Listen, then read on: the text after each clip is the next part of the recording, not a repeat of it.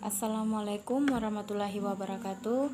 Perkenalkan, nama saya Prawinta Mamonto. Saya dari kelas B, Prodi S1 Manajemen. Di sini saya akan menjelaskan materi bab 3 mengenai peramalan. Baik, langsung saja.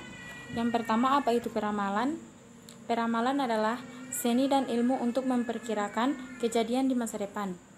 Hal ini dapat dilakukan dengan melibatkan pengambilan data masa lalu dan menempatkan ke masa yang akan datang dengan satu bentuk model matematis. Selain itu, peramalan merupakan aktivitas fungsi bisnis yang memperkirakan penjualan dan penggunaan produk sehingga produk-produk itu dapat dibuat dalam kuantitas yang tepat. Yang kedua, jenis peramalan. Terdapat 3 jenis peramalan. Yang pertama, peramalan ekonomi. Peramalan ekonomi menjelaskan siklus bisnis dengan memprediksi tingkat inflasi, ketersediaan uang, dana yang dibutuhkan untuk membangun perumahan, dan indikator perencanaan lainnya. Yang kedua, peramalan teknologi.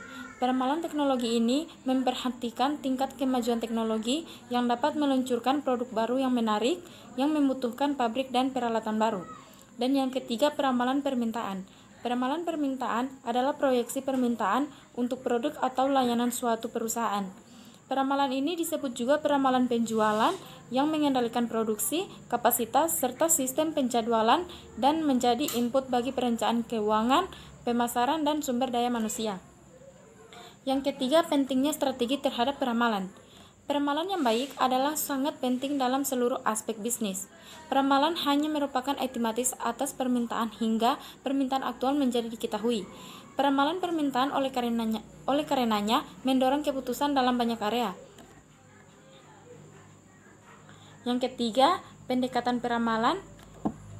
Terdapat 2 pendekatan umum peramalan, sebagaimana ada 2 cara mengatasi semua model keputusan. Yang pertama adalah analisis kuantitatif dan yang kedua adalah analisis kualitatif. Analisis kuantitatif merupakan peramalan yang menggunakan satu atau lebih mode matematis dengan data masa lalu dan variabel sebab akibat untuk meramalkan peramalan. Dan yang kedua, peramalan kualitatif. Peramalan kualitatif yang menggunakan faktor-faktor seperti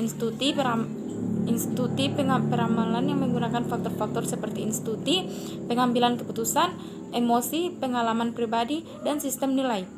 Beberapa perusahaan menggunakan satu pendekatan dan perusahaan lainnya menggunakan pendekatan lain. Pada kenyataannya, kombinasi dan keduanya merupakan yang paling efektif. Selanjutnya, peramalan rutun waktu. Rutun waktu didasarkan pada urutan poin data yang ditempatkan secara merata.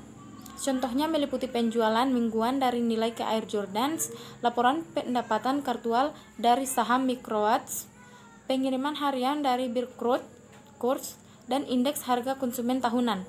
Data peramalan rutun waktu mengimplementasikan bahwa nilai masa mendatang diprediksikan hanya dari nilai masa yang lalu dan variabel lainnya. Tidak peduli seberapa bernilainya secara potensi akan diabaikan. Dan yang terakhir, metode peramalan. Metode peramalan terdapat menjadi 2, yaitu pengertian metode peramalan dan kegunaan dari metode peramalan. Yang pertama, pengertian metode peramalan, yaitu suatu cara atau teknik memperkirakan kejadian-kejadian pada masa yang akan datang. Dan yang kedua, kejadian dari metode peramalan adalah membantu dalam keadaan pendekatan analisis terhadap pola data pada masa yang lalu. Baiklah, itulah materi yang saya bacakan tadi, semoga bermanfaat. Lebih dan kurangnya saya mohon maaf. Wabillahi taufiq wal hidayah. Wassalamualaikum warahmatullahi wabarakatuh.